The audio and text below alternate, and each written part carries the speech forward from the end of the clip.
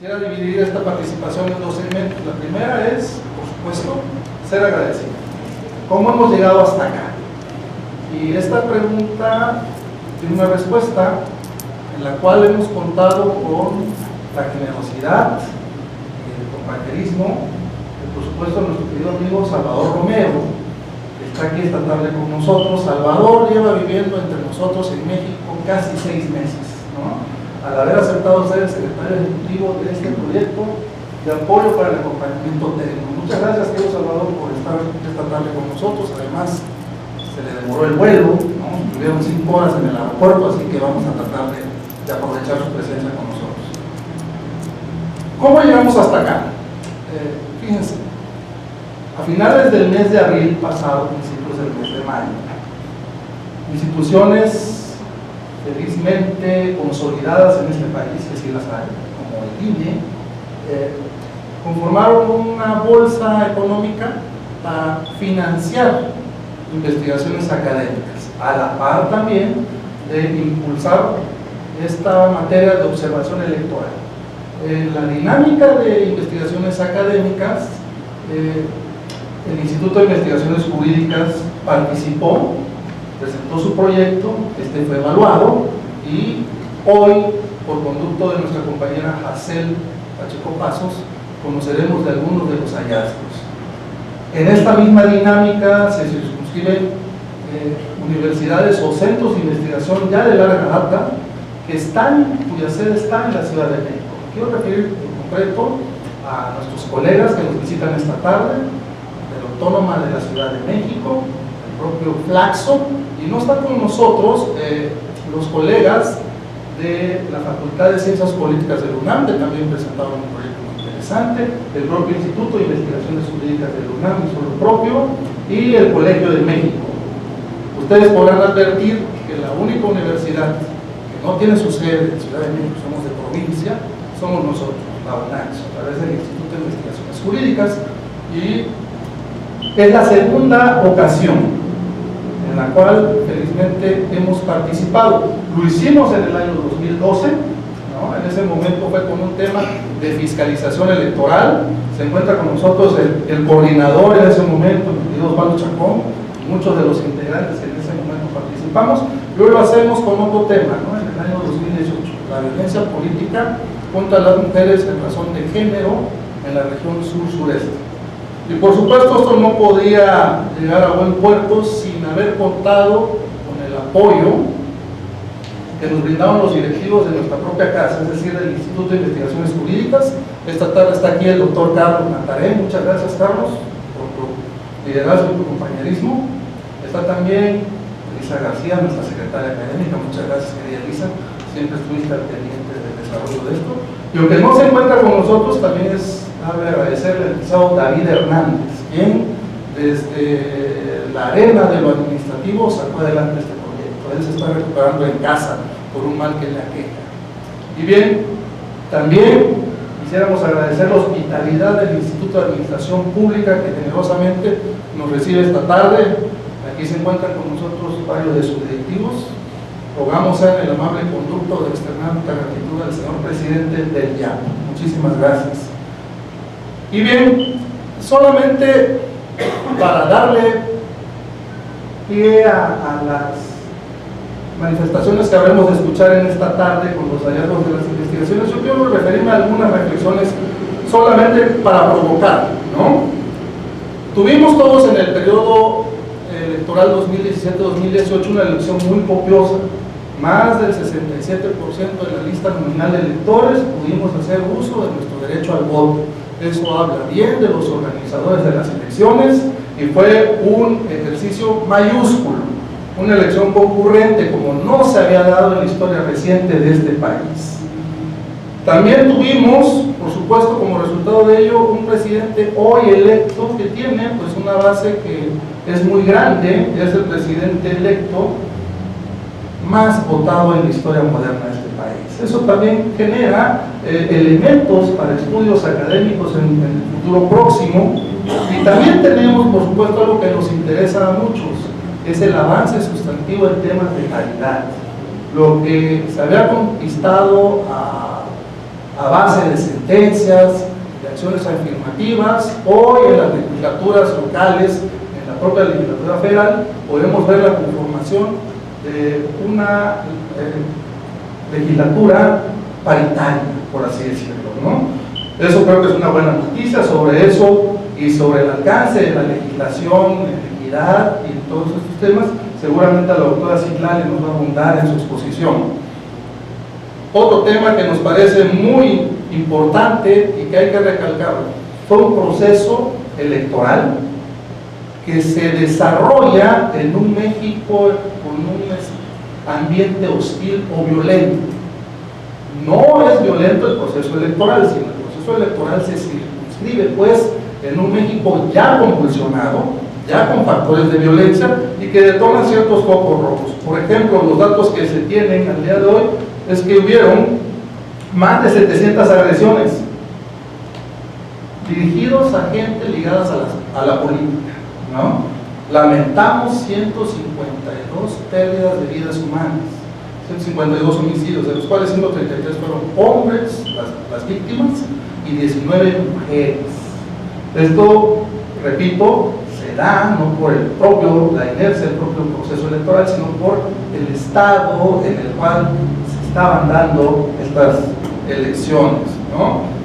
Otro tema en razón que tiene que ver es la violencia política contra las mujeres en razón de género.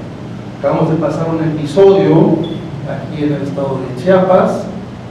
Felizmente hubo posibilidades de contener, ¿no?, estos asedios hacia una democracia sustantiva paritaria, lo cual habla de la fuerza de estas instituciones que entre todos hemos construido. También otro tema que está presente y que será materia de estudios es qué resultados ha dado la reingeniería institucional, ¿no? Me quiero referir a que en las entidades federativas, los tribunales electorales, los miembros de los tribunales, los magistrados en particular, vienen de un proceso de selección a través del Senado de la República. Y esta fue, por así decirlo, una prueba de fuego, ¿no?, para ellos. También los propios consejeros de los OPLES estuvieron en esta misma dinámica, y para abundar en ello, seguramente el doctor Nicolás en su exposición nos va a obsequiar sus hallazgos, que son por demás interesantes y, por qué no decirlo, provocadores, por decirlo menos, ¿no?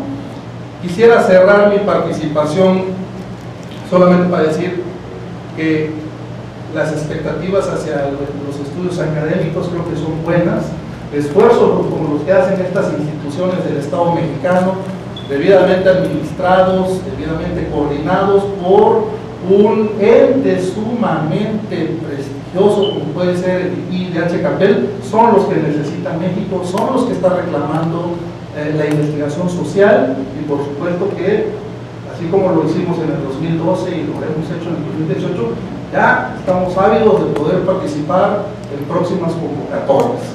Porque, por ejemplo, temas novedosos que nunca se habían estudiado y que serán objeto de estudio. La resolución del Tribunal Electoral del Poder Judicial Federal sobre el recuento total dependerá del indicativo de todas las casillas del Estado de Puebla que se va a realizar el próximo lunes. Eso es inédito, nunca se había hecho. Y bueno, solo he querido dejar en ustedes estas reflexiones para darle paso, junto con nuestro agradecimiento por estar aquí presentes esta tarde con nosotros, dar paso a lo sustantivo, hacia lo que hemos venido a hacer, que fuimos convocados, a escuchar los hallazgos de estas importantes investigaciones. Por su paciencia y atención, muchas gracias. Gracias a todos por estar acá. Gracias a CAPEL, del Instituto Interamericano de Derechos Humanos, por la invitación, a la Universidad Autónoma de Chiapas, al Instituto de Administración de Chiapas por recibirnos. En esta exposición les voy a presentar los resultados del proyecto de investigación que realizamos un grupo de profesores de la Universidad Autónoma de la Ciudad de México con fondos del Instituto Interamericano de Derechos Humanos. El objetivo de mi investigación fue el de analizar las condiciones en las que participaron las mujeres en el proceso electoral de 2018. Para cumplir este objetivo nos centramos en dos aspectos. Primero, en el análisis de los efectos de la inclusión de la obligatoriedad de la paridad de géneros en la Constitución y en la legislación electoral. Y en particular, observamos la actuación de las autoridades electorales en el cumplimiento de su obligación de hacer respetar la regla de paridad. El segundo objetivo fue el de evaluar las condiciones en las que las mujeres realizaron sus campañas electorales. Dos razones nos llevaron a evaluar este hecho. Primero, la violencia que sufre el país. Queríamos conocer cómo esta violencia afectó la participación política de la mujer. Y segundo, queríamos conocer si en la elección federal, como se ha descrito en la literatura, la mayor presencia de mujeres que disputan las candidaturas y los cargos de elección popular generaron resistencias que se expresaron en forma de violencia política en nuestra mujer. En este segundo objetivo también nos centramos en observar la respuesta de las autoridades electorales frente a este tipo de violencia. Para exponer los resultados de investigación, ordenaré mi exposición en tres partes. La primera va a repasar brevemente la modificación constitucional a partir de la que desarrollamos esta investigación. En la segunda repasaré los resultados en materia de paridad y en la tercera los resultados en materia de violencia política en razón de género. 1. La reforma electoral de 2014 modificó la gobernanza electoral. Como se recordará, previo a la reforma político-electoral de 2014, los legisladores y legisladoras presentaron 36 iniciativas en materia político-electoral. Esas iniciativas se centraban en múltiples aspectos, pero no en la paridad. En la redacción del artículo 41 del dictamen de las Comisiones Unidas de Puntos Constitucionales, no se incluía la obligación de los partidos políticos de garantizar la paridad entre los géneros en las candidaturas a legisladores federales y locales. El concepto de paridad no aparece en la propuesta del texto constitucional de ese primer proyecto de decreto. Se mencionaba en un artículo transitorio que decía: la ley deberá establecer las reglas para garantizar la paridad entre los géneros en candidaturas de legisladores federales y locales. Fue durante la discusión de este dictamen en la Cámara de Senadores cuando un grupo de senadoras de diferentes grupos parlamentarios propusieron que en el artículo 41 en la fracción primera se incluyera que la paridad se aplique en las elecciones de la contienda legislativa, tanto a nivel federal como en el ámbito de las 32 entidades federativas.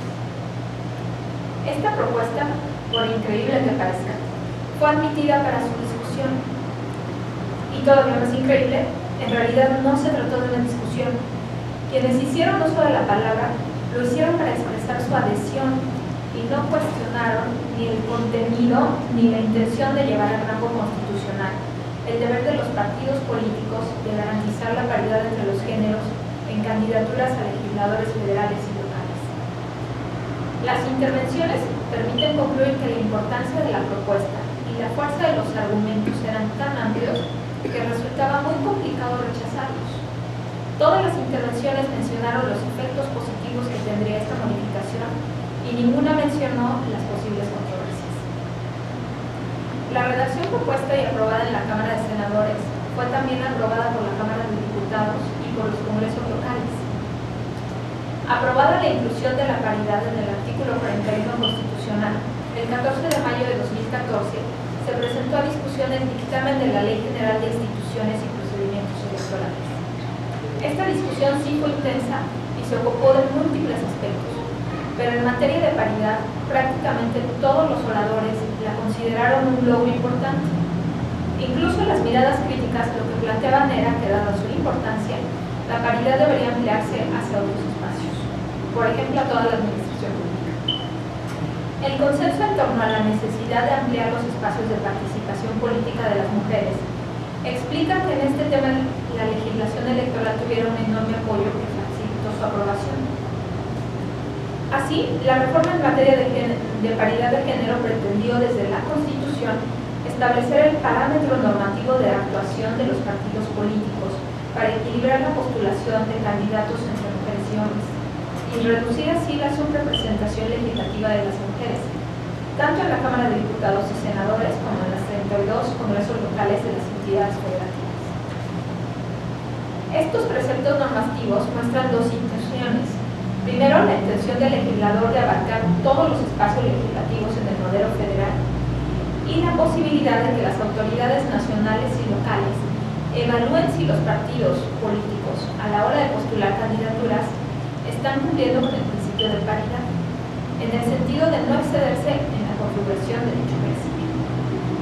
Es importante señalar que las consecuencias normativas de la reforma constitucional en materia de paridad de género no solo abarcarían textos expedidos por los poderes legislativos del sistema constitucional mexicano. El Instituto Nacional Electoral, en ejercicio de su competencia reglamentaria, el 7 de septiembre de 2016, expidió el Reglamento de Elecciones en materia de paridad de género, que establece un mayor margen de especificidad de la materia. Este reglamento toma como parámetro normativo la reforma constitucional de 2014, así como lo que establece la LEGIPE y la Ley General de Partidos Políticos. Pero es más exhaustivo en cuanto a los alcances del principio de paridad de género e incorpora dicho principio no solo en lo relativo a los cargos de elección popular para integrar poderes legislativos. Además, toma el principio para la integración de órganos electorales del INE y de los consejos electorales de los organismos públicos locales de las entidades federativas. Bueno, esta reforma lo que destaca es que hoy seguimos discutiendo las consecuencias, ¿no? Por ejemplo, en la integración de los OPLES o en la decisión que recientemente acaban de tomar aquí en Chiapas. Segunda parte, efectos de la paridad y comportamiento de las autoridades electorales. Este diseño institucional tuvo un efecto directo en la participación de la mujer en los órganos de representación. En la elección federal de 2015, posterior a la reforma político-electoral, la participación porcentual de las mujeres fue del 41% del total de la Cámara de Diputados. El pasado 1 de julio se llevó a cabo la jornada electoral en la que se eligieron los 500 diputados que integran la legislatura para el periodo 2018-2021. De acuerdo con los resultados de los cómputos distritales del Instituto Nacional Electoral, la Cámara de Diputados quedó conformada de la siguiente manera: por mujeres en un 48.6% y por hombres en un 51.4%. De acuerdo con estos resultados, la Cámara se integrará con 243 mujeres y 257 hombres del total de legisladores. Esto es, apenas 38 mujeres menos, 13 mujeres menos que hombres. Comparando las últimas 3 legislaturas, las que van de 2012 a 2018, se aprecia que la participación de la mujer se ha acercado al 50%. La diferencia entre hombres y mujeres en 2012 era de un 24.8%. Esto es, por cada 100 legisladores había casi 38 mujeres. En la nueva conformación legislativa de 2018, en cambio, la diferencia entre mujeres y hombres se reducirá a menos de 3 puntos porcentuales, por lo que se puede afirmar que en las diputaciones federales prácticamente se cumple con el principio de paridad. Este, sin duda, es uno de los resultados más importantes de la elección de 2018. En estos resultados, el diseño institucional ha sido clave, pero también la participación de las autoridades electorales. En el caso del INE, a través de la expedición de reglamentos que precisan y garantizan los derechos de las mujeres. En el caso del Tribunal Electoral, porque ha mantenido su criterio acerca de modificar las listas de candidaturas de los partidos políticos cuando han incumplido respecto a la paridad de género en las postulaciones. El Tribunal Electoral ha generado una jurisprudencia que indica claramente que la interpretación y aplicación de las acciones afirmativas debe procurar el mayor beneficio para las mujeres, lo que implica que ahora las autoridades deben dar preferencia a las mujeres a fin de procurar un mayor beneficio para ellas, estableciendo inclusive medidas que las beneficien, aunque eso sea ir más allá de la paridad de género y en que pueda ser cuestionado en clave constitucional. Podemos afirmar que respecto a la aplicación de la paridad y la alternancia de género en las postulaciones, no se presentaron mayores conflictos en el proceso electoral concurrente de 2018. Al parecer, ambas temáticas han logrado alcanzar un punto de consolidación en el que no existe un cuestionamiento mayor. Lo que se ha presentado son demandas más elaboradas relacionadas con una mayor garantía de la paridad de género en la integración de los órganos colegiados. En el proceso electoral se ha observado la permanencia de la paridad y la alternancia en las candidaturas de los partidos políticos.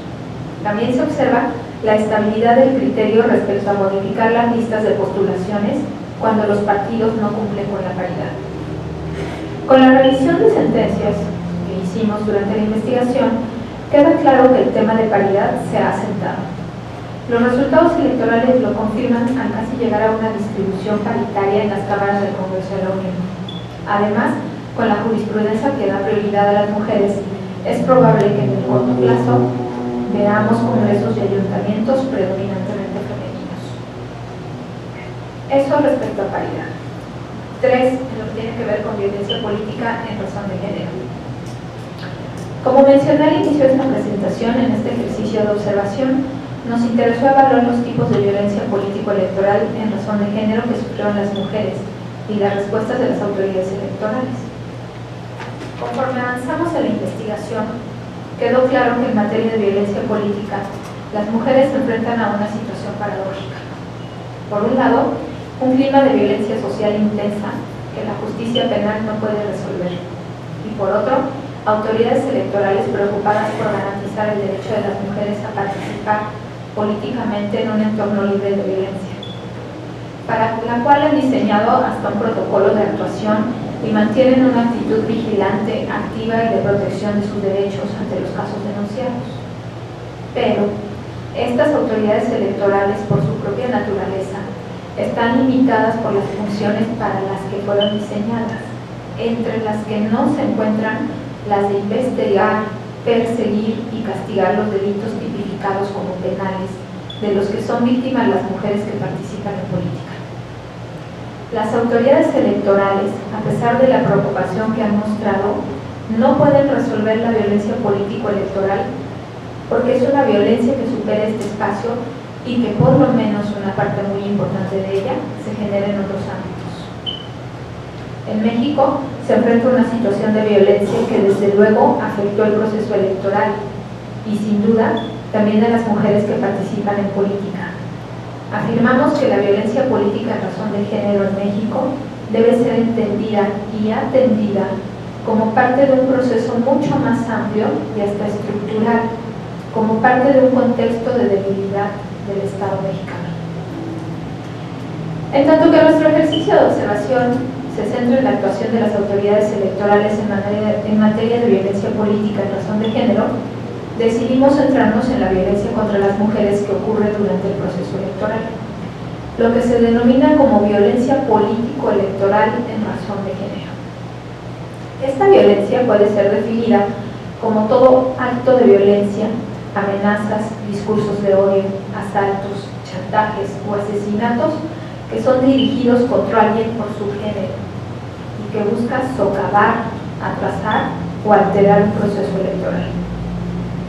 Siguiendo esta definición de violencia político-electoral, delimitamos nuestro objeto de observación al seguimiento de la violencia que ocurre en el periodo electoral contra precandidatas, candidatas, dirigentes de partidos políticos, militantes, funcionarias electorales y ciudadanas que ejercen su derecho a participar en el proceso electoral. En el caso de México se refiere al periodo que inició el 8 de septiembre de 2017 y que concluyó el 28 de agosto con la integración del Congreso Federal. La decisión de centrarnos en la violencia político-electoral en razón de género nos condujo al examen de los casos denunciados ante las autoridades electorales. En esta investigación tomamos como fuente únicamente las denuncias ante la Vía Electoral Nacional. Aplicando estas delimitaciones, encontramos que durante el periodo en análisis se presentaron ante la FEPADE solamente 6 denuncias por violencia política en razón de género.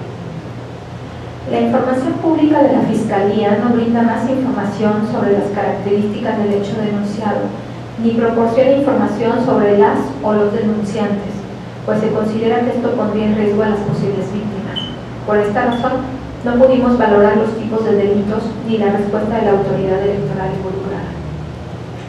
También ubicamos las denuncias por violencia político-electoral en razón de género presentadas ante la Comisión de Quejas y Denuncias del Instituto Nacional Electoral.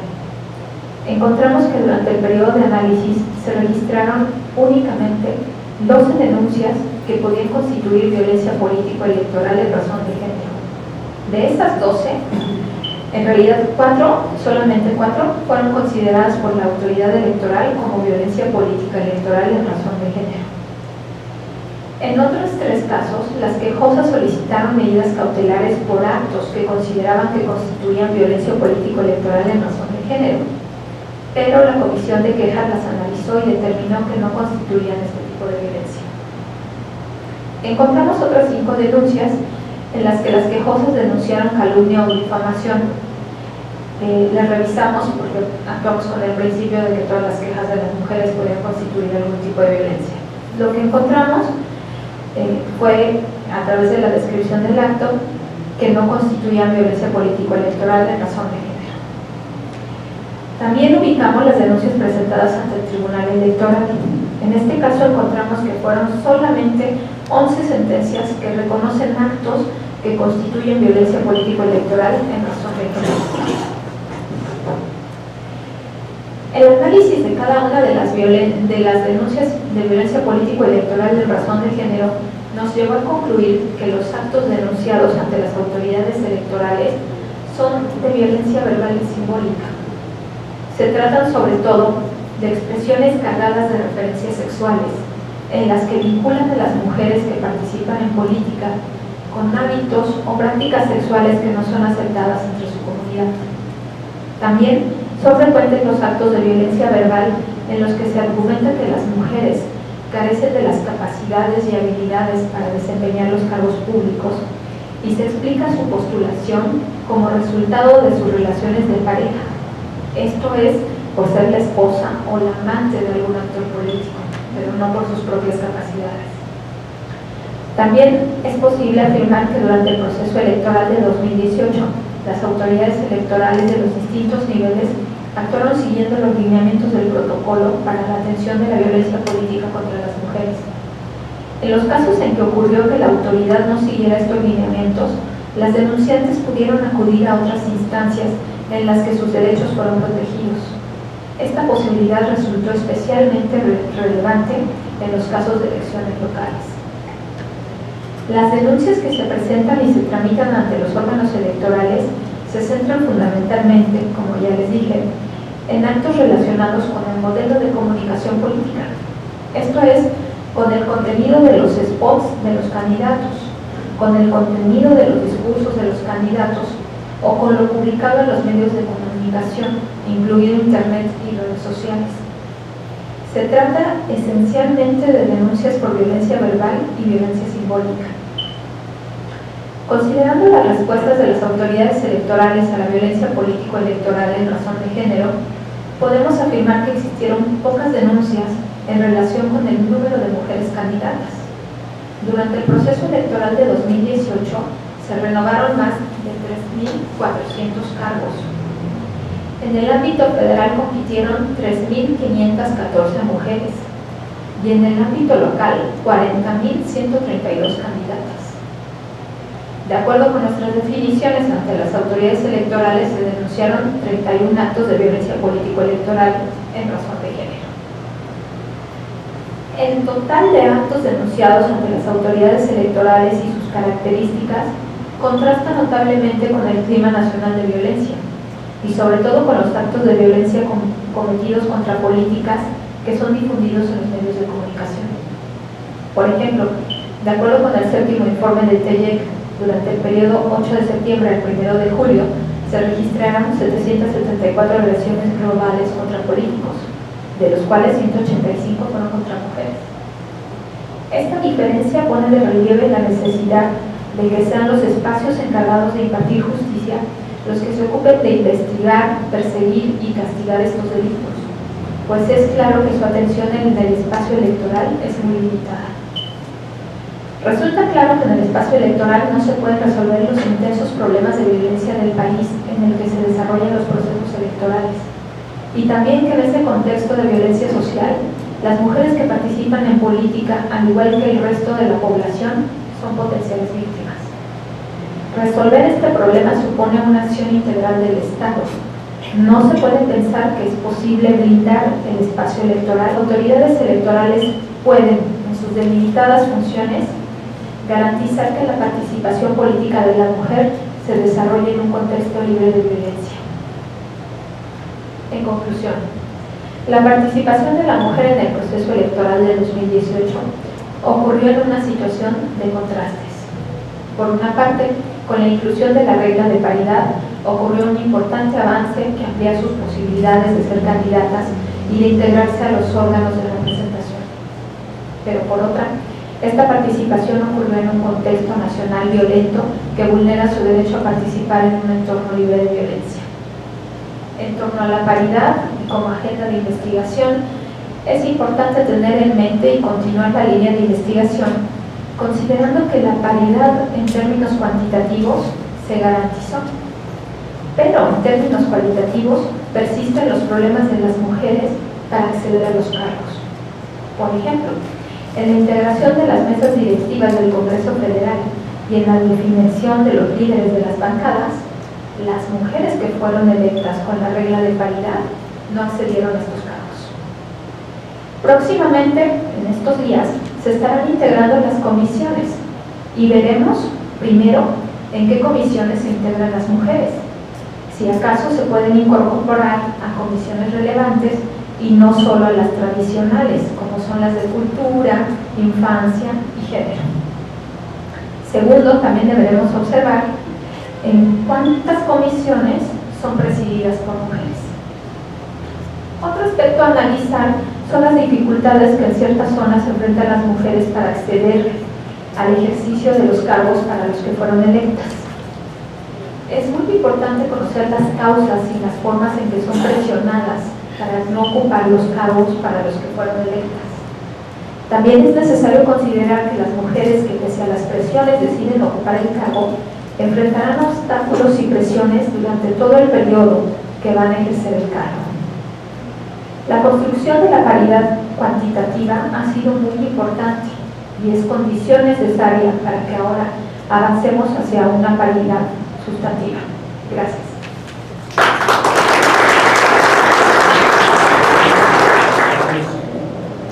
Quiero empezar agradeciendo a nuestros anfitriones, al Instituto Interamericano de Derechos Humanos por la invitación y a todos ustedes por estar aquí. Lo que voy a presentarles es un trabajo de investigación que hemos podido apuntalar gracias a este patrocinio, pero que en realidad tenemos tiempo haciéndolo en la FLASO y que parte sobre todo de la preocupación de explicar cuáles son los factores determinantes de elecciones en los estados, de elecciones locales de calidad. Estamos conscientes,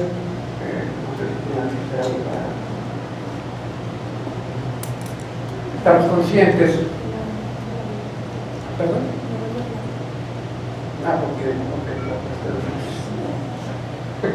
Estamos conscientes de que la calidad de una elección, no solo local, cualquiera, pero en particular estas que son las que nos interesan, depende de múltiples factores, no es obviamente el resultado de uno solo, y que muchos de esos factores no podemos incidir en el corto plazo ni a voluntad, que son incluso muy importantes. Por ejemplo, habrá clientelismo mientras haya pobreza y desigualdad. Realmente no es un asunto de la autoridad electoral, es muy difícil incluso hasta pensar que lo sea solamente de la administración pública o del gobierno local y federal. En cambio, pues que haya suficientes casillas que estén bien ubicadas, que haya una buena estimación del tiempo de espera en una fila electoral, pues sí puede ser un factor que depende de la autoridad electoral, ¿no? Entonces, estamos conscientes de que hay elementos que están muy lejos de nuestro alcance y otros que no, y que la calidad de una elección es producto de muchos elementos, y queremos saber en particular, y esa es la formulación que nosotros hacemos, qué tanto incide la calidad del órgano de administración electoral local, del OPNE, sobre la calidad de la elección. Esto no solo es una cuestión que tiene que ver con este razonamiento que acabo de hacer, y que está pues, muy, digamos, desde el sentido común también fácil de pensarse, sino que la literatura especializada acerca de elecciones en el mundo está bastante documentado. Es decir, Se sabe que cuando hay órganos de administración electoral independientes, autónomos, profesionales, hay mejores elecciones en esos países que cuando los órganos de administración electoral no son independientes, no tienen recursos. El acto de votar es realmente muy complejo, a veces eso se nos escapa, hay muchos factores alrededor de él. Ponía otro ejemplo que puede parecernos trivial: cuánto tiempo estamos en la fila, si hay suficientes boletas, si hay secrecía o condiciones de secrecía a la hora de emitir el voto. Son muchísimos elementos que incluso ni siquiera se definen en realidad el mismo día de elección ni una semana antes, sino con muchísima anticipación. Pero si una fila es muy tardada y la gente se cansa y protesta o se va, los medios de comunicación y los propios partidos políticos le prestan una atención especial y se transmite la idea de que la elección es mala, ¿no? Y así podríamos pensar en muchísimos factores que están involucrados en el acto de votar y que esencialmente al final ese acto de votar, y aquí es donde empieza un poco nuestro enfoque, depende de dos factores. Por un lado, el cuerpo administrativo burocrático encargado de organizar la elección, que puede ser profesional o no serlo, que puede tener recursos o no, que puede ser más o menos débil frente a las presiones, y por otro lado, las decisiones y la actuación de los propios agentes de la elección, que son los partidos, que son los candidatos y muchas veces lamentablemente también los gobiernos. Es decir, que deciden o no meter mano, jugar con las reglas en su límite o violarlas, y ahí hay una relación, porque a veces, aunque los actores quieran actuar solo en su beneficio violando reglas, una autoridad electoral fuerte pues puede limitarlos, puede contenerlos, o débil no puede no contenerlos, y la debilidad misma de la autoridad electoral puede ser producto de una decisión previa de los actores. Entonces hay una relación que no es muy visible. A veces se piensa simplemente que ambos están en el mismo paquete, es decir, esos actores y la autoridad electoral, y no necesariamente. Bien. La investigación, entonces, como les decía, trata de responder esta pregunta: ¿qué tanto una autoridad electoral de calidad incide sobre elecciones de calidad? Y cómo la calidad de autoridad electoral también es un asunto de muchos elementos, multifactorial. Nosotros optamos por focalizarnos en un proceso crucial en la constitución de una autoridad electoral local, que es lo que a partir de la reforma constitucional del 14 constituye la selección del Consejo General de la Autoridad Administrativa Electoral Local, o sea, el Consejo General de los OPLAS. Ustedes deben tener conciencia de que antes de esa reforma, esa autoridad electoral se elegía en las cámaras de diputados locales. Normalmente, bueno, pues se generaba, había una regla en todos los estados de mayorías calificadas, se generaba una mayoría pues con el partido del gobernador, que a su vez pues hacía alianzas, compraba literalmente diputados de otros partidos, en una práctica de intercambio de votos que es muy extendida, que no es exclusiva de los congresos locales ni de México, que normalmente implica muchos intercambios de posiciones en órganos autónomos, en órganos de administración pública, y el gobernador terminaba teniendo una enorme influencia en el órgano de administración electoral. Ese fue el diagnóstico, digamos, que animó la reforma del 14 y que animó la idea de sustraer de los congresos locales la formación del Consejo General y pasar ese proceso a el Consejo General del INE, dando pie o dando nacimiento a un modelo híbrido bastante raro, digamos, en términos de las relaciones federales, porque por un lado el INE nombra los consejos generales de estos órganos de administración electoral, y por otro lado el dinero sigue siendo de los estados. El cuerpo profesional de funcionarios que están en los órganos también es heredado de los cuerpos anteriores, de las autoridades electorales anteriores. Hay órganos más o menos profesionales, y eso no tiene nada que ver con la reforma, más o menos grandes o chicos, como quieran verlo, con más o con menos recursos, aunque eso ha tendido a homologarse. Pero quiero decir que la calidad de un órgano electoral local o federal, pero en este caso estoy hablando de los locales, no solo depende tampoco de la calidad del órgano del Consejo General, del órgano de dirección. Esto es muy importante, pero podría haber un excelente órgano de dirección con pocos recursos, con un personal de carrera poco profesional, en fin, con muchos factores que van en su contra.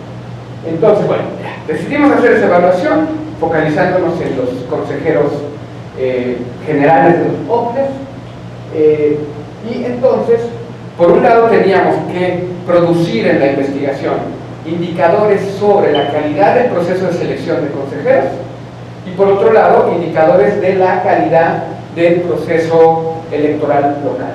Y ahora voy a explicar un poco más. El argumento lo repito, nuestra idea era sencillamente que donde hubiera mejores consejos generales de los OCDEs, habría mejores elecciones locales.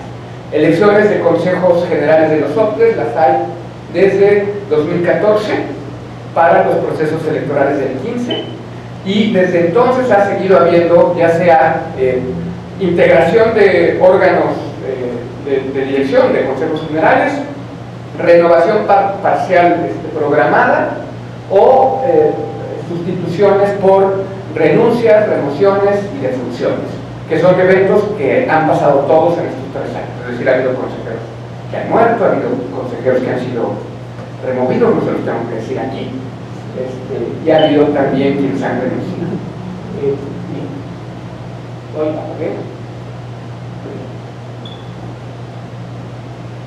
No me voy a detener mucho, voy a decir rápidamente, porque creo que por lo que estoy viendo, muchos de ustedes saben cómo es el proceso de selección de los consejeros. El INE emite una convocatoria, quienes creen que pueden ser consejeros se autopostulan, tienen que cubrir una serie de requisitos legales, el INE certifica que así sea, y una vez que lo certifica, todos los que se inscribieron pasan a hacer un examen de conocimientos estandarizado. Las mejores 50 calificaciones de ese examen pasan a una siguiente etapa. Hay veces que hay, digamos, en el lugar 49, 5 empates, y entonces pasan 54 aspirantes. Y hay veces que no alcanza el número de aspirantes a cumplir, son muy pocos, son 2 estados en donde eso ha sucedido, a cumplir la lista de 50. Además, la lista ya está ahí con paridad. Tienen que haber 25, los 25 mejores promedios de varones, los 25 mejores promedios de mujeres. Después de ese examen, los que están en esa lista de 50 hacen un ensayo. De ese ensayo hay una nueva evaluación. Quienes tienen la calificación de idóneo, es decir, simplemente aprobado, pasan a la siguiente etapa, que es una nueva evaluación curricular, pero ya no en términos de idoneidad legal, sino que se abre un poco la posibilidad de que los partidos digan, a ver, aquel candidato que es un excelente ensayo y tiene muy buena evaluación, resulta que fue candidato del partido X hace 3 años, entonces no cumple con la regla, o es un militante conocido, o tiene alguna objeción cualquiera conforme a la ley que se pueda acreditar. Entonces hay como una nueva evaluación, y finalmente el INE, los consejeros generales, hacen una lista de quienes, después de haber pasado el examen estandarizado, de haber pasado el ensayo, de haber pasado derecho de observación de los partidos, dan el paso siguiente, que es una entrevista con los consejeros federales. Se entrevistan con consejeros federales, ahí el formato ha cambiado un poco. En general ha sido el aspirante con 3 consejeros federales, en una entrevista que incluso es pública, en el sentido que se puede ver en vivo por YouTube, y están ahí, incluso también se pueden ver todavía esas entrevistas. Y después de esas entrevistas, la comisión encargada del INE hace una lista de 7 consejeros, o más bien dicho, de los 7 aspirantes que van a pasar a formar parte del Consejo General. Esa lista se presenta, la comisión la presenta para su discusión en el pleno del Consejo General del INE, y en el Consejo General del INE normalmente esa lista se aprueba, pero ha habido algunos casos en que esa lista se modifica, es decir, que quien estaba propuesto para consejero presidente pasa a consejero general o consejero electoral, o que alguno de esos consejeros electorales propuestos, por ejemplo, para 7 años, pasaron a ser de 7 o al revés, o simplemente quedaron excluidos. Entonces, algo interesante es que el INE en general es una institución, no lo digo porque sea patrocinado, que cumple con sus reglas. O sea, no es fácil advertir la calidad del proceso de selección cuando aparentemente siempre se cumple con las reglas. Es decir, lo que les acabo de decir de las reglas, 50 mejores promedios, con esa regla nunca ha habido problemas, siempre entran los 50 mejores promedios. ¿Cómo poder detectar ahí un problema en el proceso de selección? Con los ensayos igual, es decir, siempre los que son idóneos son los que pasan a la siguiente fase. Y también es bastante elemental admitir que debe haber un derecho de réplica de quien reprueba, a que su ensayo sea revisado y pueda ser aprobado en caso de que un jurado más amplio considere que no debió ser aprobado, ¿no? Y que cambien las listas también puede tener razones no ilegales, ¿no? Sino bastante sensatas y razonables. Pues bueno, para tratar de atrapar cuando había problemas con este proceso de selección, construimos algo que nosotros le hemos llamado un indicador de brechas y excepciones, y que en resumidas cuentas es lo siguiente. Uno esperaría que el Consejo General que al final se selecciona tenga un promedio de calificación por arriba del promedio de los 50 aspirantes, estoy hablando solo del examen estandarizado, que pasaron la primera etapa. O sea, que en el Consejo General estén los mejores promedios, tal vez no uno por uno, pero sí en promedio. Bueno, cuando eso no ocurrió, es decir, que el promedio de los 50 aspirantes fue más alto que el promedio de los 7 seleccionados, dijimos, ahí hay una brecha. Luego, también uno esperaría que el consejero presidente tuviera un promedio, más bien si tuviera una calificación más alta que el promedio de sus consejeros, porque pues uno espera del consejero liderazgo, que quizá la puede tener incluso habiendo sacado una nota baja, pero si tiene una nota alta, pues tiene como un elemento que le respalda. Y hay casos en donde el consejero presidente tiene una nota más baja que el promedio de los 7 consejeros seleccionados. Entonces eso le llamamos segunda brecha. Luego, primera excepción fue cuando un consejero que reprobó el ensayo en su primera evaluación pidió reconsideración, la obtuvo y fue aprobado. De eso hay muchos casos, pero que no llegan al final del proceso, es decir, que pasan esta fase de ensayo y después ahí se quedan, ¿no? O avanzan una más, pero ahí se quedan, no llegan al consejo.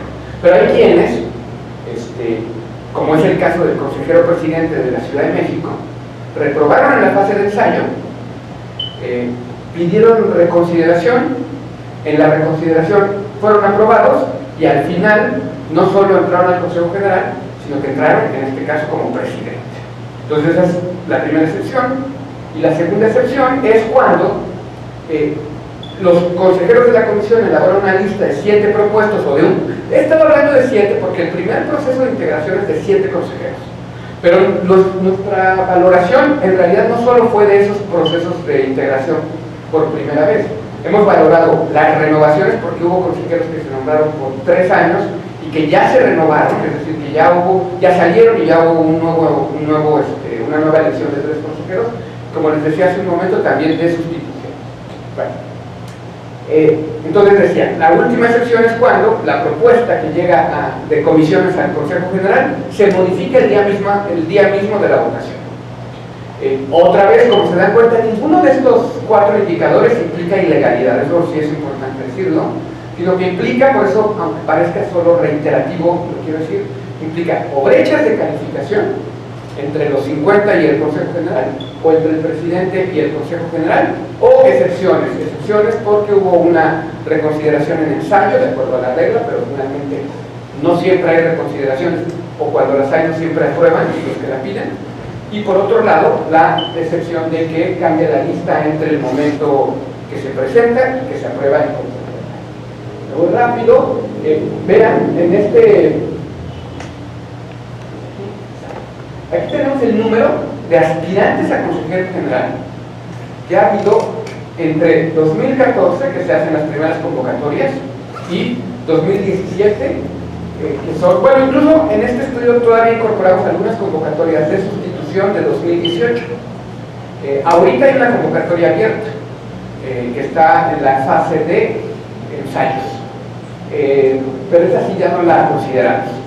Entonces, en 3 años, 7.500 para redondear aspirantes en todos los estados de la República. Interesante decir que no siempre los estados más grandes son en donde hay más aspirantes. Chiapas tiene un número grande porque ha sido un estado que ha tenido 2 procesos de integración completa del Consejo General, pero hay unos estados pequeños que tienen una masa crítica, yo diría, de expertos en la administración electoral o de gente que cree que puede hacerlo bien, que se presenta. Una cuestión que no analizamos en este proyecto, porque ahí están, los datos son públicos y si a alguien le interesa puede tenerlos.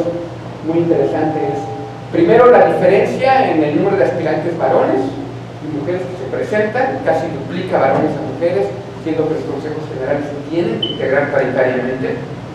Es decir, el número de selecciones al final es parejo, pero se presentan casi el doble de varones, lo menos el doble que mujeres. Y la nota final, que es la que está allá, la nota del examen estandarizado es como muy escolar, entonces ahí la tenemos. La de los hombres diríamos que es 8.6 o 8.7, depende si el profesor redondea. El de las mujeres es de 7.7. No me voy a detener aquí, sería un suplicio para todos, pero nada más un poco, no solo para que vean que sí trabajamos, sino que aquí están, estos son nuestros indicadores. Es decir, aquí todavía en este cuadro dejamos B3 y B4 son lo que al final hemos optado ya por bautizar siempre como excepción. La brecha 1 es la diferencia de calificación entre los 50 mejores promedios y el Consejo General.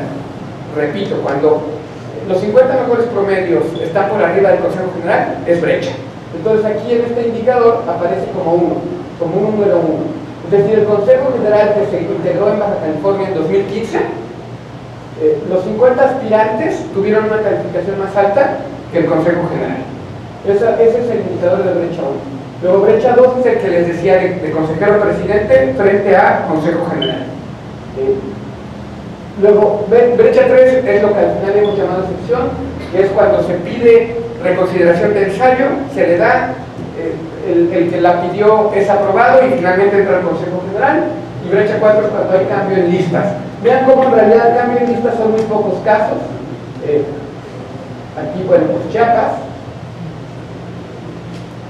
Colima e Hidalgo. No son todos, aquí este cuadro es muy largo, porque hay, como les digo, estados en donde ha habido 2 o 3 procesos. De esos 7.000, casi 500 aspirantes, es interesante decir, no son muchos, son como 70 aspirantes que se han presentado más de una vez. Hay un aspirante, bueno, creo que hay más de uno, pero me llamó mucho la atención uno en particular que se presentó 3 veces y ninguna que logró ser consejero. Nuestra duda es exacto si vayan por el cuarto. Bien. Bueno. Esos son indicadores bastante replicables, digamos, de objetivos públicos, y aparte de esos indicadores, entrevistamos a aspirantes, exconsejeros, es decir, de aquellos que habían sido para 3 años que ya salieron, y algunos que habían sido para 3 años que están por salir, que ya siguen siendo consejeros, y algunos que simplemente sí quisieron darnos una entrevista, aunque todavía no hayan salido ni están por salir. Este es un trabajo muy complicado. Queríamos entrevistar aspirantes, tantos aspirantes como consejeros o exconsejeros, y resultó que los aspirantes no quieren hablar de eso, y me parece normal. Mis hijos nunca quieren hablar del examen que reprobaron. En las entrevistas 2 cosas bien interesantes, muy rápido. Exacto. A ver, les decía que la reforma sustrae de los congresos la selección de consejeros y la pasa al INE. Y el argumento es porque en los congresos hay partidismo y domina el partido del gobernador. En general, en las entrevistas a profundidad, los aspirantes, los consejeros nos dicen, es verdad, eso parece que ya no pesa tanto, aunque por ahí siempre están los partidos, pero pensamos que frente a eso, que sigue estando, pero que a lo mejor está más atenuado, ahora también hay una suerte de, cuando se renueva un consejo en una entidad, el consejero presidente de esa entidad va con los consejeros del INE y les dice: no me metas a tal, fulanito, chuchito o Pedrito, porque con él no me entiendo, con él no puedo trabajar, mejor pónganme a tal o a cual, porque con eso sí puedo hacer equipo. No tenemos, o sea, nuestra investigación, pues obviamente no es de naturaleza judicial, no reunimos pruebas, es el dicho de los exconsejeros, de los aspirantes, lo estamos simplemente transmitiendo, pero lo que ellos dicen es cierto, a lo mejor hay menos influencia en los partidos, pero hay unas nuevas formas en que se construyen lealtades, en que hay cancha inclinada o lealtades. Y por otro lado, nos dicen en general, bueno, pues sí, efectivamente, esto que estoy planteando es muy profesional el proceso de selección, las mejores calificaciones son las mejores calificaciones sin duda, es muy probable que sí sean los seleccionados muy capaces, pero en términos de imparcialidad no hay controles, no hay manera, y eso es un problema real, no solo de controlar respecto a esas reglas, sino de imaginar reglas que sean verdaderamente imparciales. Por ejemplo, una podría hacer bolsas grandes de aspirantes bien calificados y luego sortear. Pero con esa regla yo les aseguro que los jugadores aprenderían a jugar para tener muchos aspirantes en esas bolsas. Y que entonces la probabilidad tampoco fuera tan buena. Bueno, eso es en relación al proceso de selección de aspirantes. Tengo que irme rápido y les voy a hablar muy rápido de la calidad de las elecciones. Nosotros medimos la calidad de las elecciones con un modelo que nos parece adecuado, que es el de integridad electoral. Partimos de que las elecciones no son solo lo que ocurre el día de la votación, sino que lo que ocurre el día de la elección tiene que ver con lo que ocurrió 3 años antes, 6 años antes, con la Constitución, con las leyes, con la integración del órgano de administración electoral, con la integración del órgano jurisdiccional, con lo que pasa con el dinero para las elecciones, con la cobertura de medios, lo que pasa después, los procesos como para objetar resultados, para tener un proceso justo de controversias. El modelo de integridad electoral considera 11 etapas y esas 11 etapas las evalúa a través del juicio de expertos. Nosotros tenemos aproximadamente también 4 años haciendo entrevistas a expertos en los estados. Cuando digo nosotros me refiero a un equipo en Flaxo que está coordinado por Irma Méndez y por mí, que son los mismos que hemos trabajado en este proyecto, y estamos tratando de aplicar un modelo que usa Pipa Norris a nivel internacional con las elecciones locales en México. Entonces tenemos, esta es la distribución, digamos, de nuestra medición de los niveles de integridad. Los niveles de integridad también lo podemos usar en una escala de 100. La mayoría de los procesos electorales están sobre esta evaluación de los procesos electorales en los estados, y esta es la distribución estado por estado. Aquí está Chiapas, con la elección no del 18, sino la elección que ocurrió en el 15, que como ustedes pueden ver es la evaluación más baja junto con otros 3 estados. 4 estados tuvieron muy baja evaluación. Los niveles de más alta y alta evaluación no se dieron en las elecciones subnacionales en México. A nivel mundial yo les diría, aquí no lo puse, pero podríamos ver un mapa del mundo y veríamos cómo hay regiones, sobre todo en Europa, en el norte de Europa, en donde, digamos, todo lo que aquí se ve en amarillo sería verde fuerte, lo que se ve como en naranja sería verde claro, y lo malo sería lo moderado, ¿no? Aquí es al revés. Bueno, eso en relación a las elecciones del 15, 16 y 17. Teníamos un problema para evaluar las elecciones del 18, y lo que hicimos fue utilizar estos indicadores rápidos, que son ya de estas elecciones del 18, funcionarios que se toman de la fila, avance del PREP cuando se cierra, participación electoral y quejas ante el INE. El tiempo ya es muy poco, entonces, por ejemplo, aquí está la distribución de un indicador de las quejas que se presentan en el Consejo General del INE contra los OPLES, y esto es ya en la elección del 18. Tenemos estados, aquí está el que tiene más quejas, que es Oaxaca. Puebla, que pues ahora conocemos un poco cuál es la deuda de ese estado, tiene quejas. No todos los estados tienen quejas. Aquí está el otro indicador, que es el porcentaje de funcionarios tomados de la fila, actas computadas. La mayoría de los estados tienen casi el 100% o el 100% de avance en los 3, lo cual es normal. y más bien aquí lo interesante pueden ser estados como Jalisco, y sobre todo, aquí está el caso de Sonora, ¿sí?, que tiene un nivel de avance en el PREP que nunca había ocurrido en elecciones en México. El caso más extremo había sido el del año pasado en Coahuila, y ahora esto lo supera. Bueno, aquí está la participación electoral por estado, y hicimos pruebas, créanme, esto es casi igual que solo me crean, es decir, donde tratamos de mostrar que estos indicadores que les acabo de decir sobre participación electoral, funcionarios tomados de la fila, avance del PREP, se relacionan con nuestra medición de integridad electoral. Y lo que encontramos es que en general son buenos indicadores de calidad. Esto es lo que nosotros habíamos encontrado, que es el precedente de esta investigación. Vean cómo Chiapas, y aquí me refiero a la elección del 15, es el estado que tuvo más brechas y excepciones, y a su vez, con la medición de integridad electoral, es el estado que tenía la calificación más baja en integridad electoral. Entonces, aquí parecía que hay una relación entre la calidad de la integración del Consejo General del OCDE y la calidad de la elección. Y los estados con mejores niveles de integridad también eran los estados que no tenían brechas ni excepciones. Eso lo tratamos de replicar para este año, para las elecciones del 18, y aquí tenemos los resultados en los términos que nosotros esperamos. Es decir, utilizamos aquí, por ejemplo, este indicador de integridad, que le decimos rezagado un año. En general, decimos que el mejor pronóstico, el mejor indicador de calidad de elección de este año es el indicador de calidad de las elecciones anteriores en el Estado, pero no es el único que usamos. Usamos lo que acabo de decir, es decir, quejas contra los consejeros. Aquí está, por ejemplo, Tabasco, Hidalgo, y las calificaciones en este caso del consejero presidente tienen, digamos, el comportamiento esperado. Porque el consejero presidente tuvo mejores calificaciones, hay menos problemas.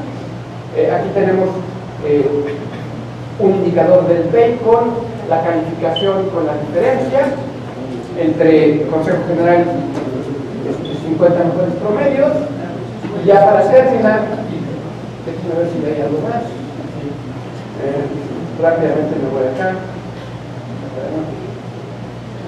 Hicimos 3 regresiones con lo que tratamos de controlar sobre todo. A ver, una cosa obvia es estados muy prósperos, estados muy urbanos, estados con altos niveles de escolaridad suelen tener mejores elecciones.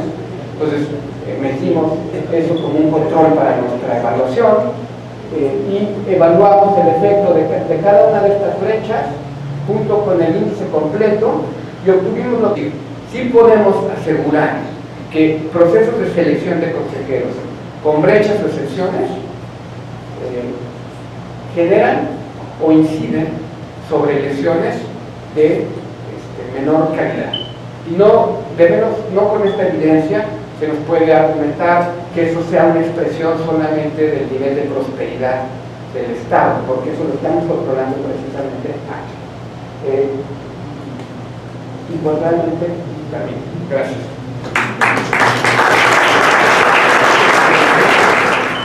Yo voy a dividir mi presentación en 3 apartados. Me dejen mostrar mi presentación.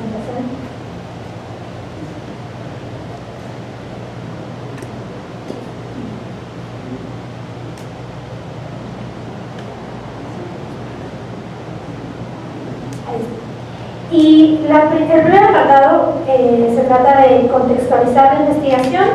En el siguiente voy a presentarles algunos datos acerca de lo que obtuvimos en la investigación, tanto de participación política de las mujeres como de violencia política en la región. Y pues al final daré referencia a las conclusiones a las que llegamos a través de nuestra investigación. Entonces, para empezar, pues agradecer la presencia de todos ustedes, la presencia también de los investigadores que hoy están aquí, que el doctor Omar a veces parece muy modesto, pero gracias a su coordinación es que este proyecto se realizó con tanto éxito. Entonces, gracias, doctor Omar. Y también agradecer especialmente a las personas que participaron como asistentes de investigación, al maestro Adrián, que está por ahí, al maestro Jorgito, a Yasmín y a Isabel también, que nos apoyaron. Muchas gracias.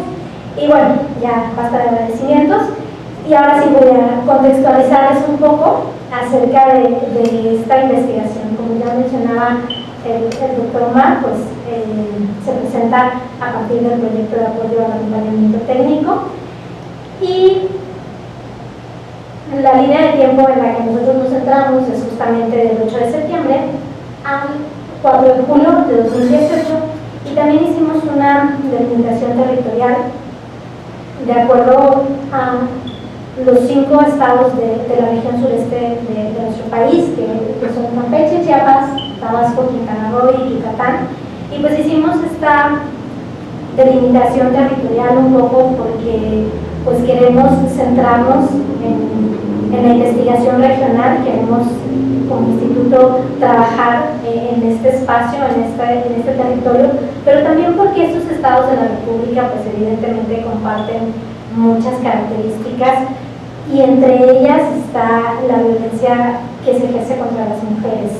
Uno de los indicadores que consideramos fue las declaratorias de alerta de violencia de género en estos estados. Vemos que Chiapas tiene una, y otros estados se les negó, y a otros estados pues todavía están determinando si se les va a declarar esta alerta de violencia, y entonces por eso surge esta investigación sobre la violencia política contra las mujeres en este entorno que ya contaba la doctora Citlali, de violencia generalizada, no solo en contextos electorales ni solo contra las mujeres, pero sí un entorno de violencia generalizada en nuestro país.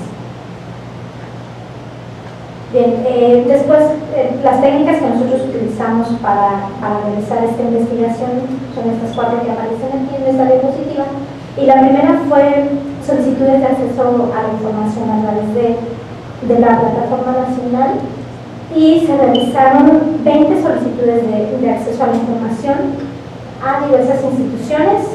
Por supuesto estaba la Fiscalía Especializada para la Atención de Delitos Electorales, las fiscalías especializadas en delitos electorales en cada entidad de la República, estaban también los tribunales electorales de estas 5 entidades, y también se hizo a las comisiones estatales de derechos humanos por si habían recibido alguna queja. Y en estas solicitudes de información se presentaron 10 preguntas, se hicieron 10 preguntas a estas autoridades, que a lo largo de esta presentación les voy a dar algunas de las respuestas más importantes, pero que todas están en la investigación, que pueden descargar, o que pueden que no se si tienen alguna, no voy a extenderme mucho, para que si al final tienen alguna duda puedan hacerla con confianza y la respondemos.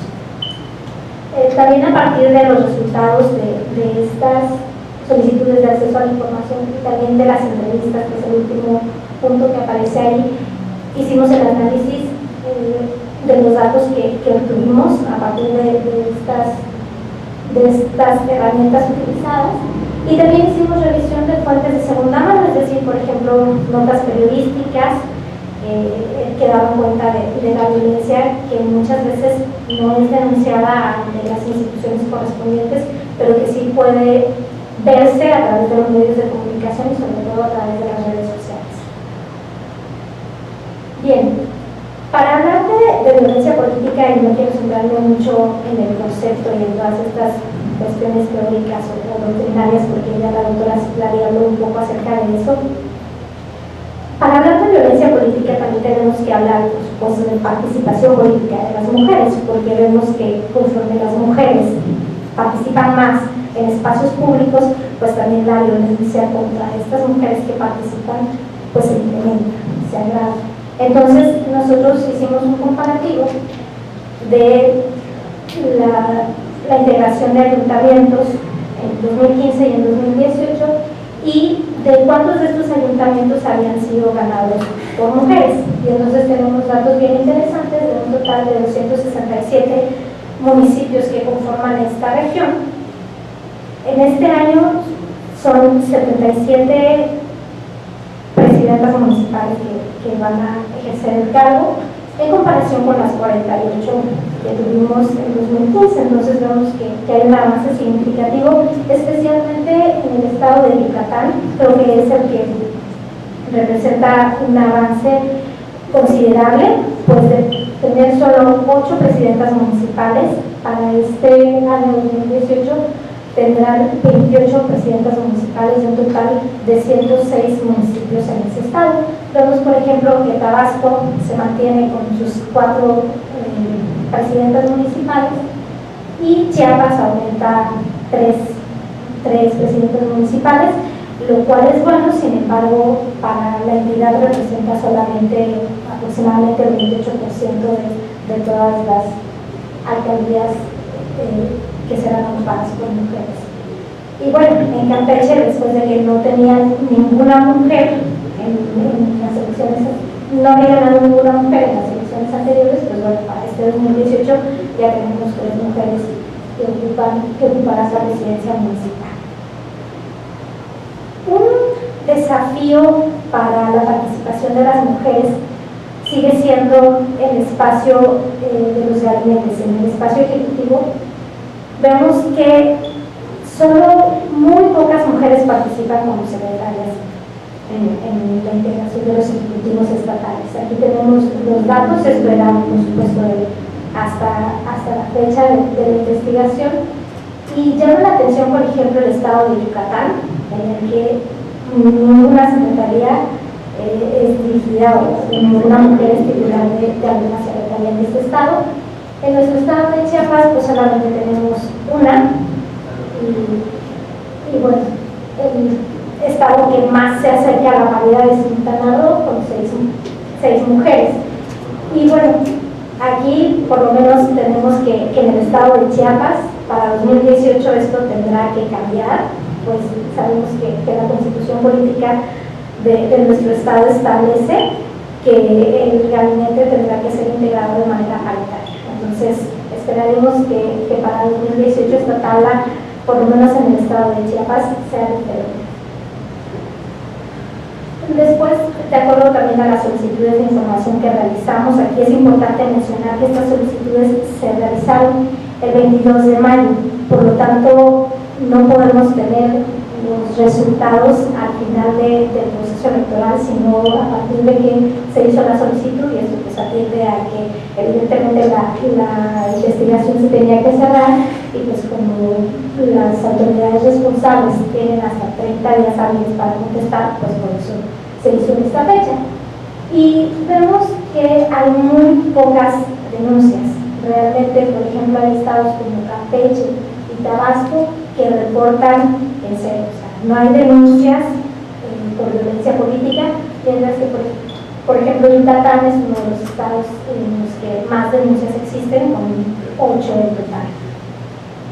A veces cuando nosotros vemos un estado, por ejemplo Campeche, Tabasco, que está en cero, podemos decir algo, no, pues es que en ese estado no sufre violencia política, no está de lujo, vamos a vivir a Campeche o a Tabasco. Sin embargo, nos dimos cuenta de un fenómeno, y es que justamente que la violencia política muchas veces no se denuncia, y entonces tenemos algunas de las razones por las cuales las mujeres deciden no denunciar la violencia política que sufren. Y el primero es que desconocen en qué consiste la violencia política, desconocen las conductas que pueden ser calificadas como violencia política, y también desconocen el procedimiento, es decir, no saben ante quién acudir. Si estoy sufriendo alguna manifestación de violencia política, pues realmente no saben a qué institución acudir. Entonces, pues por supuesto se necesita mayor capacitación para que las personas puedan saber a dónde acudir. Después tenemos otra razón, que es que no existen sanciones penales, y esto se debe por supuesto a que no existe el delito de violencia política. Entonces, pues eso da un mensaje como de que, bueno, no le van a hacer nada a mi agresor, ¿no? O sea, si yo denuncio, al final no pasa nada. Entonces, por eso muchas mujeres deciden, pues mejor no denunciar. Después tenemos que todas estas prácticas de violencia política que decía la doctora Citlali, principalmente son de tipo verbal y simbólico. También en la investigación nosotros pudimos ver esto, aunque no solamente, también existen agresiones físicas, también existen agresiones a su patrimonio. Pero todas estas conductas muchas veces son normalizadas, es decir, a las candidatas se les dice, bueno, pues es que ese es el precio por participar en la política, ¿no? O sea, si quieres estar en un espacio público, pues tienes que sufrir violencia, ¿no? Entonces es lo normal. Y entonces muchas de ellas lo han naturalizado, ¿no? Como decir, bueno, pues es que sí, ya sé que me voy a tener que enfrentar a todas estas manifestaciones de violencia porque pues yo estoy tratando de ocupar un espacio público. También muchas de las candidatas o de las mujeres que sufren violencia manifiestan que tienen temor a las represalias. Es decir, por ejemplo, algunas manifestaban que no querían denunciar por miedo a perder lo que sus partidos les proporcionan, ¿no? O sea, las amenazaban con, bueno, es que si denuncias, pues te vamos a quitar el financiamiento para tu campaña, ¿no? Por ejemplo. O cualquier tipo de represalias, o sea, sufren amenazas de todo tipo, desde amenazas de agresiones físicas contra ellas, contra sus familiares, contra sus compañeros y compañeras de trabajo, y pues evidentemente esto les da temor y dicen, bueno, pues mejor que nadie sepa, ¿no? O sea, mejor no denuncio. También vemos que, por ejemplo, las medidas de protección dictadas para las personas, para las mujeres específicamente, que sufren violencia, pues muchas veces no son adecuadas porque no están diseñadas específicamente para la materia electoral. Entonces, también esto a veces es como, bueno, denuncio, pero al final no me van a proteger, ¿no? O sea, al final no tengo como esta sensación de que realmente me hicieron caso y realmente me están protegiendo contra la agresión. Y finalmente también muchas mujeres manifestaban que al denunciar, por ejemplo, en las instituciones, les decía como, bueno, ay, pero pues esto ni va a prosperar, ¿no? O sea, bueno, pues al final ni existe el delito, pues no va a pasar nada, ¿no? O sea, al final minimizaban también la conducta en las mismas instituciones. Y pues evidentemente todas estas acciones hacen que las mujeres pues decidan no denunciar. También una de las preguntas que nosotros hicimos a través de estas solicitudes de acceso a la información era si se habían dictado medidas de protección para las víctimas, y pues la mayoría manifestaron que sí y que eran adecuadas, pero solamente, por ejemplo, en Chiapas dijeron que se habían dictado 2 medidas de protección. Si vemos que en Chiapas tenemos 3 de estas 3 carpetas de investigación, solo en 2 se dictaron las medidas de protección necesarias. Otra pregunta que nosotros hacíamos a los fiscales era justamente si el que no estuviera tipificado el delito, el que no estuviera tipificada la conducta, incidía en su actuación, y ellos decían que efectivamente no podían actuar, muchas veces no podían hacer más o no podían actuar como ellos hubieran deseado, porque pues la conducta no existía, ¿no? Entonces, aunque algunas veces tratan de encuadrar ciertas conductas en algunas que están expresadas en la Ley General en materia de delitos electorales, pues como no existe la violencia política como tal, pues muchas veces no pueden hacer mucho más estos operadores. Un aspecto importante también en cuanto a las instituciones es la capacitación. Nosotros pensamos que realmente es importante que todos los operadores jurídicos, que todos los funcionarios y funcionarias públicas puedan estar capacitadas en materia de violencia política. Sin embargo, los resultados de las preguntas realizadas nos arrojan que no todos los servidores o las servidoras públicas están capacitadas. Lo que manifestaban era que muchas veces sí se capacita a los mandos superiores y a los mandos medios, pero a todo el resto de los trabajadores pues no se capacita en estos temas, por lo tanto pues, muchas veces no saben ni qué hacer cuando se presenta una víctima en estos casos. Y bueno, una pregunta más que nosotros hacíamos era acerca de cómo percibían el protocolo de atención de la violencia política contra las mujeres. Y pues en general podemos decir que que está bastante aceptado, que realmente la mayoría considera que tiene virtudes, y muchas virtudes, de ellas que solo un 16% de las personas entrevistadas manifestaba que tienen muchas debilidades este protocolo, ¿no? Y bueno, ya será motivo de otra investigación saber cuáles son esas debilidades y en qué se puede mejorar para que sea para que tenga un mejor efecto este protocolo.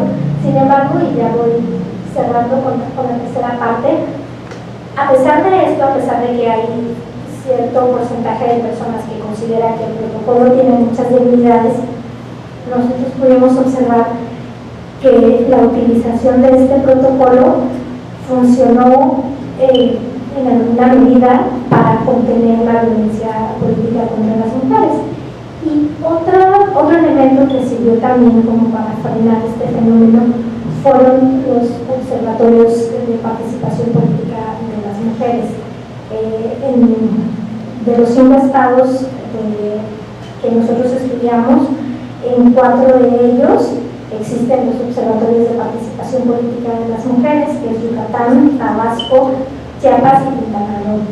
Y vemos que estos observatorios han funcionado bien a nivel institucional, pero que también ha sido muy valiosa la participación de las organizaciones de la sociedad civil. Realmente estas organizaciones han ayudado a poder visibilizar el problema, han ayudado a que muchas mujeres se acerquen, a veces tienen más confianza de acercarse a las organizaciones de la sociedad civil que a las propias instituciones. Pero pues al final estas organizaciones muchas veces hacen el acompañamiento a estas víctimas y pues se tienen buenos resultados.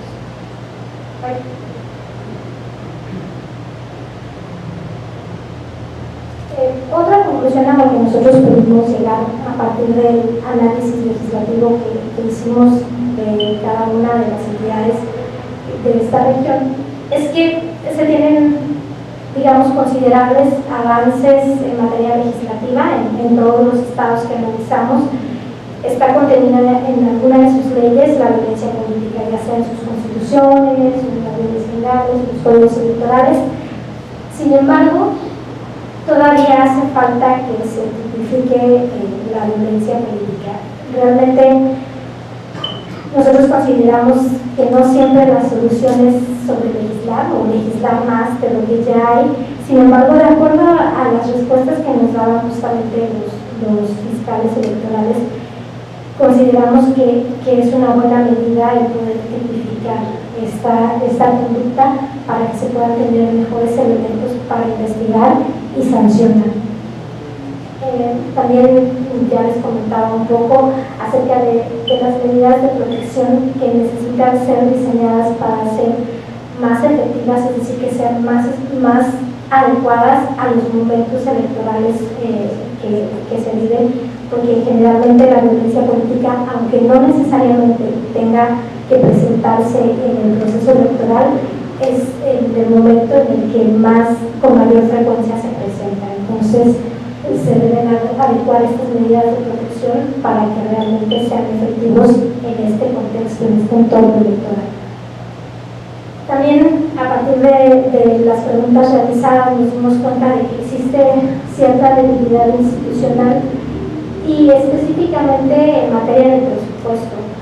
Se hacía una pregunta específica si tenían presupuesto para estos temas, por ejemplo, de capacitación en materia de violencia política o para atender la violencia política, y en general las instituciones nos reportaron que no tienen presupuesto para nada que tenga que ver con violencia política, y pues evidentemente si no hay presupuesto para eso, pues ¿cómo pueden diseñar acciones? También otra cosa que manifestaban era que los procesos de investigación de la violencia política son muy lentos, a pesar de que existen ciertos plazos que se tienen que cumplir o que se deberían cumplir, muchas veces no se cumplen, y esto hace que estos procesos sean muy lentos y que también eso hace que las mujeres decidan pues no denunciar, porque bueno, denuncio, pues si al final el resultado va a salir después de la elección, pues ya no me sirve de mucho, ¿no? realmente necesitamos que estos procesos puedan ser un poco más rápidos y más efectivos.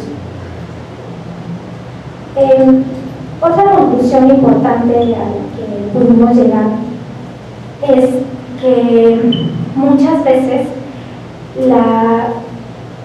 se tiene como la impresión de que se logra más a través de los medios de comunicación, o sea, a través de la mediatización de estas conductas de la violencia política que a través de las instituciones, porque justamente se hace como viral y entonces ya todo el mundo se entera de la situación, ¿no?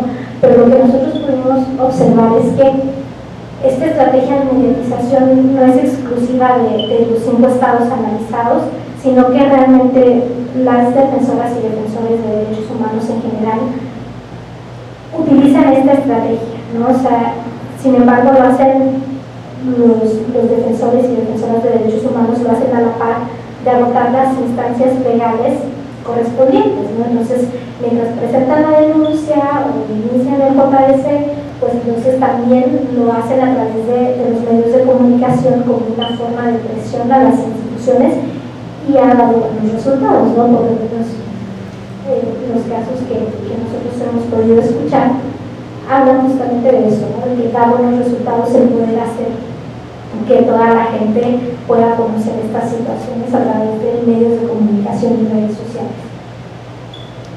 Y también justamente en este tema de las redes sociales pudimos darnos cuenta que es uno de los espacios en donde más se reproduce la violencia política contra las mujeres. En las redes sociales surgen muchísimas noticias que pueden ser consideradas violencia política contra las mujeres. Entonces es necesario también hacer más investigación en este tema y poder crear mecanismos que puedan frenar esta violencia en estos espacios virtuales. Bueno, también las sanciones que se apliquen a los agresores deben ser más claras y contundentes, porque justamente lo que les decía hace un momento, a veces pareciera que se da el mensaje de que no pasa nada, ¿no? De que, bueno, sí, se denunció, se llegó hasta el final, pero aparentemente los agresores no reciben una sanción ejemplar, ¿no? O sea, no pasa de una multa o una disculpa pública, y pues entonces se necesitan sanciones que realmente den el mensaje de que no se debe violentar a las mujeres, porque entonces sí hay una consecuencia. Y bueno, ya con esto quiero terminar mi participación, y es que nos pudimos dar cuenta a través de la investigación de que el espacio en donde más violencia sufren las mujeres en el ámbito público es en el espacio municipal. Las presidentas municipales y en general síndicas regidoras son las que más violencia política manifiestan haber sufrido, y también los agresores son mayoritariamente los presidentes municipales o sus compañeros candidatos que están contendiendo para el mismo cargo de elección popular, en este caso la presidencia municipal. Entonces es necesario que se pueda hacer investigación y que podamos estar pendientes de los mandatos de estas presidentas municipales, por lo menos en los primeros 6 meses de su mandato. Eso, gracias. Es para nosotros de verdad un verdadero gusto empezar estas giras de presentación de las investigaciones académicas aquí en Chiapas, y agradecemos de verdad la cordialidad, la hospitalidad de la Universidad Autónoma de Chiapas. Déjenme, antes de entrar a hacer alguna valoración de fondo sobre lo que se ha señalado en esta oportunidad, sobre las características de este proyecto. Es un proyecto que tiene 2 brazos. Por un lado, servir de plataforma para la llegada de misiones de observación internacional, que le hemos realizado antes y durante la jornada electoral, pero por otro lado también hacer un patrocinio a investigaciones que sean sobre temas relevantes del proceso electoral 2018 y que sean seleccionados estos proyectos por un comité técnico de evaluación independiente e imparcial. Y en total han sido 6 proyectos académicos que se han seleccionado, 2 de la Universidad Nacional Autónoma de México, 1 del Colegio de México, y los otros 3 proyectos son los que hemos tenido la oportunidad de escucharlos acá, de la Universidad Autónoma de la Ciudad de México, de Flaxo y de la Universidad Autónoma de Chiapas. Y les decía que la selección de estos proyectos se dio en buena medida por la calidad de sus profesionales, por la propuesta metodológica y también por la relevancia de los temas que se propusieron investigar. Y hemos tenido 3 grandes temas que se han seleccionado hoy día y que quisiera compartir con ustedes algunas reflexiones. El primero concierne la participación de las mujeres en espacios de decisión, un tema que fue expuesto por Lali y que hace un énfasis en 3 o 4 aspectos que vale la pena destacar. El primero está la historia de la construcción progresiva, de cómo se ha ido fomentando y logrando la participación de las mujeres en los espacios de decisión, en particular de las listas congresales. Y está cómo se ha ido pasando, primero de medidas incitativas de la participación, luego a las cuotas obligatorias y finalmente a la paridad en las listas, algo que México comparte con unos 4 o 5 otros países de América Latina, y que además de esta construcción legislativa, este proceso ha sido apoyado con sentencias, resoluciones, fallos del INE y también del Tribunal Electoral. Y el logro principal y más evidente de este proceso ha sido conseguir esta integración cuasi paritaria del Congreso Federal Mexicano, que coloca a México, y esto creo que es importante subrayarlo una y otra vez, coloca a México en una posición de vanguardia, no solamente a nivel latinoamericano, sino a nivel mundial por el porcentaje de parlamentarios. Bordear el 50% pone a México entre los 5 países con mayor presencia femenina en la Asamblea Nacional Legislativa. Es un logro importante y que consolida a América Latina como el continente más avanzado en la representación política de las mujeres en los espacios congresales. Sin embargo, y acá creo que esto lo pudimos observar con la investigación de la Universidad de Chiapas, estos avances que se dan a nivel nacional, aquí en México y en los otros países de la región, todavía no tienen un correlato en el campo local. La cantidad de alcaldesas en América Latina está muy por debajo, no solamente de ese 50%, sino también está muy por debajo del 30%, en realidad está girando alrededor del 10%. Por lo tanto, los números que se presentaban en todo caso de la región sureste, aunque son bajos, son bastante mejores que los que tenemos en América Latina, y es probablemente uno de los campos principales donde habrá que enfocar los principales esfuerzos en las décadas siguientes.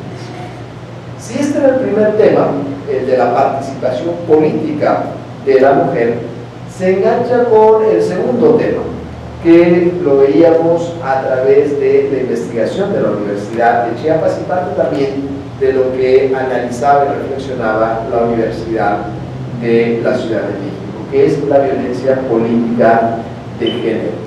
Y ella tiene una doble característica. Es que por un lado se da sobre un viejo terreno de fondo, que es el machismo y las pautas de comportamiento muy tradicionales de las sociedades. Ese es su viejo fondo. Pero la violencia política de género es novedosa. y está vinculada justamente con lo que mencionaba como el primer eje, es decir, esta llegada masiva, fuerte, importante de las mujeres a los espacios de decisión. Es cuando las mujeres empiezan a asumir cargos en las listas, cuando empiezan a ser elegidas, que se desata esta violencia. Antes, por supuesto, no tenía razón de ser porque había muy pocas mujeres en esos espacios. Dicho lo cual, hay tres elementos que vale la pena considerar. El primero es que este proceso de violencia política de género se da en dos contextos mayores, que son, por un lado, la violencia política o la violencia electoral general que rodea el proceso y que se traduce en la muerte, en el asesinato de candidatos, que hay que decir son fundamentalmente y mayoritariamente varones. Es decir, los candidatos que han sido asesinados son en un 90% hombres, cuando ellos son solamente un poquito más del 50%. Es decir, los hombres están sobre representados a la hora de los asesinatos.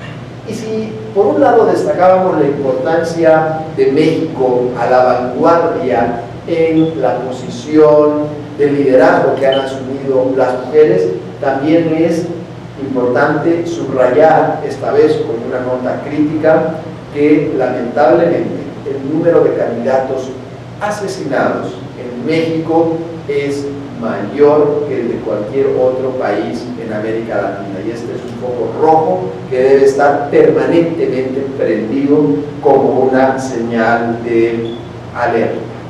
Y aquí, dentro de estos dos contextos generales, la investigación creo que ha subrayado de una manera adecuada el trabajo de prevención, de control, de sanción que intenta tener el Estado contra la violencia política de género. Y lo que nos ha mostrado la investigación es que los resultados son limitados por un lado, pero que son también en claroscuros. Hay avances, son las primeras experiencias, se están consiguiendo algunos puntos positivos, pero también nos damos cuenta que existe un camino largo todavía por recorrer y que frente a este andar a veces más lento, más difícil de las instituciones, está el recurso a los medios, a las redes sociales, para tratar de frenar el acoso político, haciéndolo visible y denunciándolo.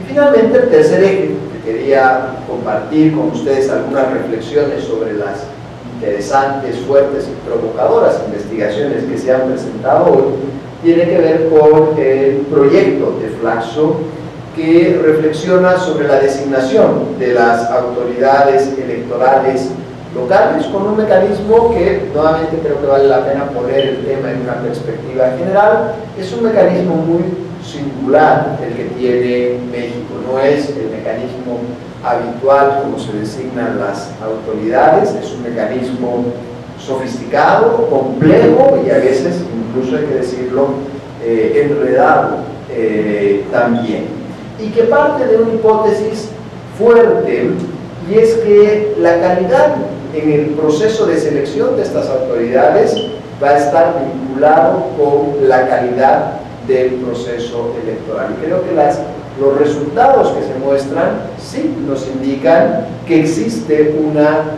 vinculación entre estos dos procesos y por lo tanto que merece una atención importante que se pueda hacer desde la ciudadanía. Y aquí quisiera hacer dos reflexiones. México ha apostado por un modelo de integración de sus organismos electorales que sea apartidista. En América Latina tenemos dos grandes modelos de composición de los organismos electorales. El modelo partidista, donde las autoridades electorales son expresamente representantes de los partidos políticos. Es un modelo cada vez menos frecuente. Y por otro lado, el modelo que va ganando terreno, que va ganando impulso, que es el de las autoridades apartidistas.